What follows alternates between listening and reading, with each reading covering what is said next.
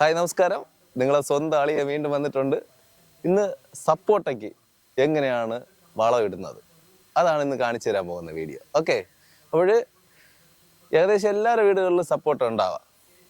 പിന്നെ കായ്കൾ കുറവായിരിക്കും. സപ്പോർട്ടിൽ കൂടുതൽ പൂക്കൾ വരാനും കായ്കൾ വരാനും എന്തൊക്കെ വളം ചെയ്യണമെന്നാണ് ഇന്ന് നിങ്ങളുടെ സ്വന്തം ആളിയും പറഞ്ഞു തരാൻ പോകുന്നത്.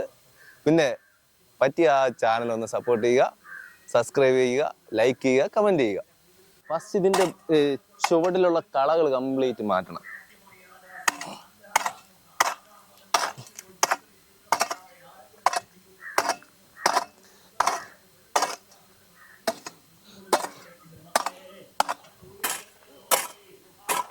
ഇതിൻ്റെ ചുവട് നമുക്ക് ചേർത്ത് വെട്ടണ്ട, അത് നമുക്ക് കൈ കൊണ്ടായാലും അതിൻ്റെ കളകളിട്ട് മാറ്റാവുന്നേ ഉള്ളൂ. അങ്ങനെ നിങ്ങൾ അറിയേ ഏകദേശം കളകളൊക്കെ മാറ്റിയിട്ടുണ്ട്.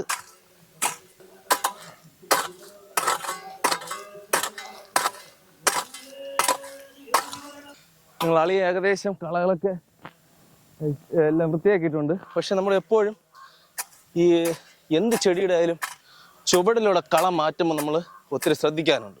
അതാണ്ടോ ചുവടിലെ കളകൾ നീക്കം ചെയ്യുമ്പോൾ സപ്പോർട്ടയിൽ മൺവെട്ടി തട്ടാൻ ചാൻസ് ഉണ്ട്. അതുകൊണ്ട് അളി എപ്പോഴും ചെയ്യുന്നതെന്ന് പറയുമ്പോൾ ചുവടിലെ ഇങ്ങനെ കൈകൊണ്ട് പിഴുത് മാറ്റാറുള്ളത് പതിവ്.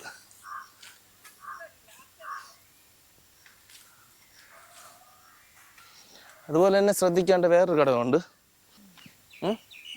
കണ്ടോ, അത് റെക്കോർഡ് ചെയ്ത് അളിയെ നിങ്ങളുടെ അടുത്തൊരു പ്രത്യേക ഒരു കാര്യം ഓർമ്മപ്പെടുത്തുകയാണ്. അതായത് നമ്മൾ ഇതുപോലെ ഓരോ പ്ലാന്റൊക്കെ നടുമ്പോൾ ഈ പ്ലാന്റിനെ കാട്ടി ശക്തിയോടുകൂടെ വളർന്നു വരുന്നതാണ് ഈ ബഡ്ഡുട്ട് അല്ലെങ്കിൽ നമ്മൾ ഗ്രാഫ്റ്റ് ചെയ്തതിന് താഴെ നിന്ന് വരുന്ന മുളകൾ. അപ്പോൾ നമ്മൾ എപ്പോഴും ആ മുളകളെ നമ്മൾ ഒഴിവാക്കണം. ഒഴിവാക്കിയില്ല എന്നുണ്ടെങ്കിൽ നമ്മുടെ ഈ ചെടിയെക്കാട്ടിയും വലിപ്പത്തിൽ ഈ തൈകൾ വരികയും നമുക്ക് കായ്കളൊക്കെ കുറയും. പിന്നെ അത് പിന്നെ എന്തെങ്കിലുമൊക്കെ കായ്ക്കുള്ളൂ. അതുകൊണ്ട് ഉറപ്പായിട്ട് നമ്മൾ ഈ ബഡിന് താഴെ വരുന്ന മുളകളെ ഉറപ്പായിട്ട് ഒഴിവാക്കണം. ഒരാളിയൻ അതിനെ അങ്ങ് ഒഴിവാക്കുകയാണ്. ഓക്കെ, ഈ ടിപ്പ് ആരും പറഞ്ഞു തരത്തില്ല, നിങ്ങളുടെ സ്വന്തം അളിയനായതുകൊണ്ട് മാത്രമാണ് പറഞ്ഞു തരുന്നത്. ഓക്കെ, അപ്പോൾ നിങ്ങളുടെ അളിയെ നല്ല രീതിയിൽ നമ്മുടെ സപ്പോർട്ടേരെ ചുവടൊക്കെ തടവൊക്കെ വെട്ടി വെച്ചിട്ടുണ്ട്.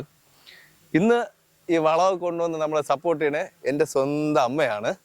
അപ്പോൾ അമ്മ ഇതാ വളമായിട്ടൊക്കെ വന്നിട്ടുണ്ട്. അപ്പോൾ ചാണകപ്പൊടിയാണ് നമ്മൾ ആദ്യം ഫസ്റ്റ് ഇടാൻ പോകുന്നത്. ഓക്കെ, ഇനി നമുക്ക് ആവശ്യമെന്ന് പറയുമ്പോൾ വളങ്ങളാണ്. വളങ്ങൾ അതായത് ചെടികൾ പൂക്കാനും കായ്കൾ വരാനും ഏറ്റവും നല്ലത് പൊട്ടാസ്യമാണ്. അതുപോലെ ചെടികളുടെ ഇലയ്ക്കും കരുത്ത് കിട്ടാൻ വേണ്ടി നമ്മൾ എന്ത് ചെയ്യണം? ഫൈറ്റംബോസ് ചെയ്യണം. പിന്നെ കീടനാശിനികളുടെ ശല്യം കുറയാൻ വേണ്ടിയും പിന്നെ കായ്കൾ കൊഴിയാതിരിക്കാനും എല്ലുപൊടിയും വേപ്പും ഉണ്ടാക്കണം. അപ്പോൾ അതെങ്ങനെയാണ് ഇടുന്നതെന്ന് അളിയനും അളിയൻ്റെ അമ്മയും കൂടെ ഇപ്പോൾ കാണിച്ചു തരാം. ഓക്കെ, ചാണകപ്പൊടിയുടെ ഒപ്പം നമ്മൾ ഇടാൻ പോകുന്നത് എന്താ? എല്ലുപൊടിയും വേപ്പും ഉണ്ടാക്കാണ്. അമ്മ എല്ലുപൊടിയൊക്കെ ഇട്ടു. എല്ലുപൊടി ഒത്തിരി ഒന്നും വേണ്ട, നമ്മൾക്ക് ആവശ്യത്തിന് ഒരു 2 പിടി എല്ലുപൊടി അതിൻ്റെ ആവശ്യമേ ഉള്ളൂ. ഓക്കെ, എല്ലുപൊടിയും വേപ്പും ഉണ്ടാക്കും കൂടി മിക്സ് ചെയ്തതാണ്. അപ്പോൾ അതിട്ട് കഴിഞ്ഞു. ഇനി അടുത്തിടാൻ പോകുന്നത് ഫൈറ്റംബോസ് ആണ്. ഫൈറ്റംബോസ് അതുപോലെ തന്നെ നമുക്ക് എന്താ പറയുക, കുറച്ച് മതി, ഒരു 25-30 ഗ്രാം ഓരോ ഇങ്ങനെ ചെറുതായിട്ട് നുള്ള് വിഴുന്നാൽ മതി.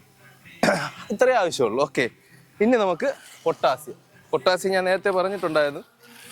ചെടികളുടെ കരുത്തിനൊക്കെ, അതായത് കായ്കളൊക്കെ കൂടുതൽ ഇടാൻ വേണ്ടി, പൂക്കാനും എല്ലാത്തിനും പൊട്ടാസ്യം നല്ലതാണ്. അപ്പോൾ പൊട്ടാസ്യം കൂടി ഇട്ടുക. അപ്പോൾ വളമിടൽ ചടങ്ങുകളൊക്കെ കഴിഞ്ഞു. ഇനി നമുക്ക് ലേശം മണ്ണ് ഇങ്ങനെ ഇട്ട് കൊടുക്കാം. ഒത്തിരി ഒന്നും ആവശ്യമില്ല, ലേശം മണ്ണ് ഇട്ട് കൊടുക്കാം. പിന്നെ തണലിടാൻ വേണ്ടി എന്തെങ്കിലും ഇതുപോലെ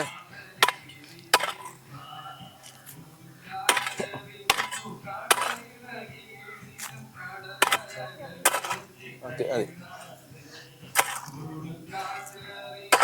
അപ്പോൾ ഇത്രേ ആവശ്യമുള്ളൂ. നിങ്ങളെ സ്വന്തം ആളിയെ എങ്ങനെയാണ് സപ്പോർട്ടേക്ക് വളം വെച്ചതെന്ന് നിങ്ങൾ കണ്ടു കാണും.